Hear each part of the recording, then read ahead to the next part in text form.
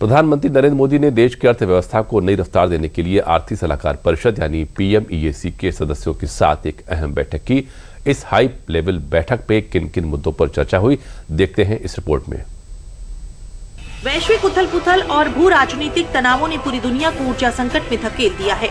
खाड़ी क्षेत्रों पर ऊर्जा के लिए निर्भर रहने वाला भारत भी इससे अछूता नहीं रहा है, लेकिन प्रधानमंत्री की दूरदर्शी नीति और कूटनीति भरे कदम ने इस वैश्विक संकट में देश की अर्थव्यवस्था को सुरक्षित और मजबूत बनाए रखा है। दुनिया में आर्थिक अनिश्चितताओं के बीच प्रधानमंत्री नरेंद्र मोदी ने देश की अर्थव्यवस्था को नई रफ्तार देने के लिए एक अहम बैठक की अध्यक्षता की है। प्रधानमंत्री ने आर्थिक सलाहकार परिषद यानी PMEAC के सदस्यों के साथ मौजूदा वैश्विक हालात और भारत की आर्थिक रणनीति पर विस्तार से मंथन किया। इस हाई लेवल बैठक में किन किन मुद्दों पर खास फोकस किया गया, उस पर भी एक नजर डालते हैं।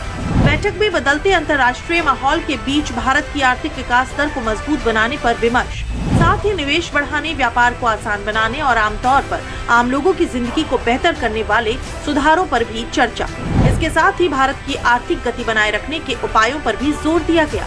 ईज ऑफ डूइंग बिजनेस सुधारों के साथ ईज ऑफ लिविंग पर भी फोकस किया गया।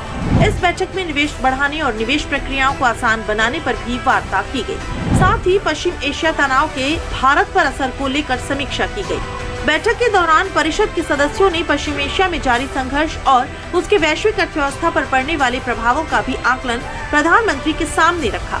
माना जा रहा है कि सरकार भविष्य की चुनौतियों से निपटने के लिए पहले से ही आर्थिक रणनीति तैयार करने में जुटी है। इससे पहले भी प्रधानमंत्री नरेंद्र मोदी देशवासियों से ईंधन की खपत कम करने, सार्वजनिक परिवहन को बढ़ावा देने और स्वदेशी उत्पादों को अपनाने की अपील कर चुके हैं, ताकि वैश्विक संकटों का असर भारतीय अर्थव्यवस्था पर कम से कम पड़े।